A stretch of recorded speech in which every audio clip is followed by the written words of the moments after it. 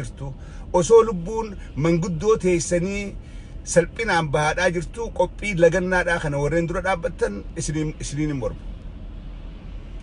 Arra mootummaan Dr. Abiy dhumaatii Oromoodhaa dhaga'uun barbaadu Oromoon dhumuun isaaf gammachuudha.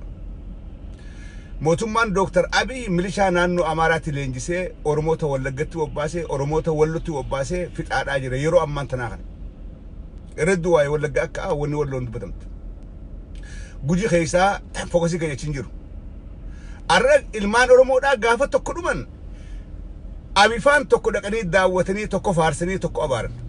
Kuni tooftaa itti diinni nu bitaadhaa ture. Keessattuu warreen magaalaa Harar, magaalaa Awwadaa, magaalaa Haramaadhaa irreessarraa kaasii karaan naannoo san deemu karaan guddaan Adareedhaa fi Finfinnee walitti cufamee jira. Magaalaaleen guutuun cufamtee jirti bittaa fi gurgurtiin hin turre. Thank you so much. Wanni Oromoo hundarraa eegaba. Oromoo Arsirraa, Oromoo Tuulamarraa, Oromoo Harargerraa, Oromoo Jimmarraa wanni eegama. Gaafa qaamni isaanii jiyaan tokko madaawe, jiyaan tokko jiyaan hafe laalachuudha qaba. Jiyaan hafe laalachuudha qaba. Dabballoonni OPDOdhaa, dabballoonni EPPdhaa akka wanni kun hin taane tattaafachaadhaa turan. Akka Oromoon kaatee waliin dirman, akka Oromoo waliin dhageenye, akka social mediaan hariiroo teenya cittu waan hin godhin hin qaban. Arra Oromoonni Wallaggaa azaaba keessa jira. Azaaba addunyaadhaa keessa jira Oromoonni Wallaggaa. Oromoonni Walloo azaaba addunyaadhaa keessa jira. Oromoonni Gujiidhaa azaaba addunyaadhaa keessa jira. Jedhu kun obboleeyyan keenya kan kalee wajjin qabsaawaa wajjin dhaabbachaadhaa wajjin falmachaadhaa baan. Kan deetina. Lama da waan takkaasi tokko.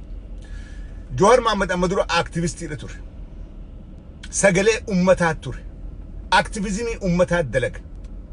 Amma garuu miseensa jaarmee siyaasaadhaati hoggana jaarmee siyaasaadhaati. Akka amma dura ummata dura bu'ee waan godhuu qaban ummata akeekuu mirgaasin qabu seheeraa fi seerinis hin hayyamuuf. Yoo Jowaar eegaadhaa jiraattan. Jowaar amma miseensa KFO'dhaati.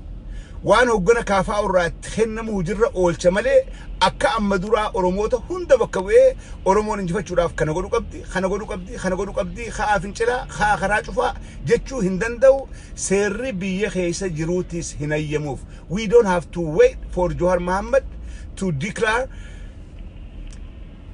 but we can do by ourselves.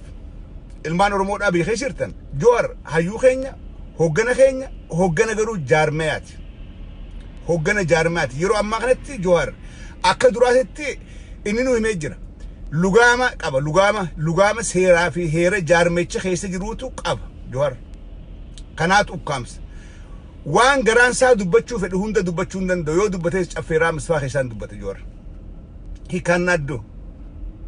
Waan kan hubadhaa ijoolleen teenya warreen kan hubannaa hin qabne warreen ammaas Jowaar teenyee akka duritti bakka dur dhaabbatee falmatee nu falmachee jennee nu Jowaar amma heeraa fi seera jaarmecha keessatti miseensaa saniin hojjeta malee akka duritti waa hunda keessa galee waa hunda hojjechuudhaaf mirgaas hin qabu.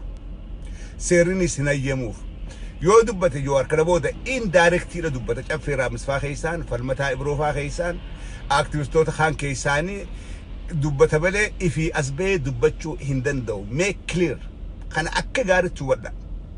Warreen arra sagalee ummata keessaniif taatan biyya keessattuu ummanni Harargeedhaa irreessarraa qabee hanga magaalaa Adareetti jirtan warreen karaa cuftanii bittaa fi gurgurii dhaabdanii laalaa ummata keenyaa ka Wallaggaa dhumaa jiruutu nutti dhagahama jettanii falmattan Oromoodhaaf ammaasii fakkeenya biraan lafa keessa.